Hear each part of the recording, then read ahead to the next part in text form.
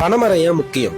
வெயில் காலம் வந்தா நொங்கு வேணும், குளிர்காலம் வந்தா கல்லு வேணும், குடிக்கிறதுக்கு நிலத்தடி நீர் வேணும், சுகரை குறைக்க பனங்கிழங்கு மாவு வேணும், சூட்டை தணிக்க பதனி வேணும், சுவையா திங்கிறதுக்கு பனவெல்லம் கருப்பட்டி வேணும், குழந்தைங்க பாலுக்கு பனச்சக்கரை வேணும், பசுமையா வாழறதுக்கு பல மரங்கள் வேணும். இது எல்லாம் வேணும். ஆனா இது எல்லாத்துக்கும் ஒரு காரணமா இருக்கிற பனைமரம் வேணும். 10 பனைமரம் ஒரு கிணற வத்த விடாது. மொத்த பனைமரம் ஒரு ஊரையே வத்த விடாது. பனையால மனுஷனுக்கு மட்டும் ஒரு வீடு, ஆனா பனைமரம் தான் பல உயிர்களுக்கு பெரு வீடு. பனைமரத்துல பறவைங்க கூடு கட்டும். கட்டின பறவைங்க பல விதைய காடா மாத்தி காட்டும். கருவேல மரமும் காடா கிடக்குது, ஆனா பனைமரமும் ஒத்தையில தவிக்குது. வாரி வாரி எடுக்கிற மண்ணெல்லாம் பணம் வேறால புடிச்சதுன்றத மறந்துட்டோம் நம்மெல்லாம். இன்னைக்கு காசு கட்டி வாங்குற ஏசி காத்து அன்னைக்கு பனைமரத்தோட ஓசி காத்து தான் ஏசி காத்து. சுனாமியை தடுக்கிறதும் பனைமரம் தான், சூறாவளியை தடுக்கிறதும் பனைமரம் தான். பனைமரத்தோட வளர்ச்சியை வச்சுதான் ஒரு ஊரோட வளத்தையே கணிப்பாங்க.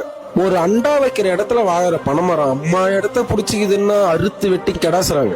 100க்கு மேல பயன் தர ஒரு மரத்தை சூளைக்கு வெறும் 100 ரூபாய்க்கு வெட்டுறது எவ்வளவு பெரிய பாவம் இல்ல? ஒரு ஒத்த பனைமரம் ஒரு வருஷத்துக்கு எவ்வளவு பனவெல்லம், பதனி, கல்லு, பனஞ்சீனி, நொங்கு, பனம்பழம், பனங்கிழங்கு, இன்னும் எவ்வளவு கைவினை பொருட்கள், எவ்வளவு திங்கிற பொருட்களை கொடுக்குது. அதற்கான நன்றி கொஞ்சமாச்சு நம்ம கிட்ட இருக்கா?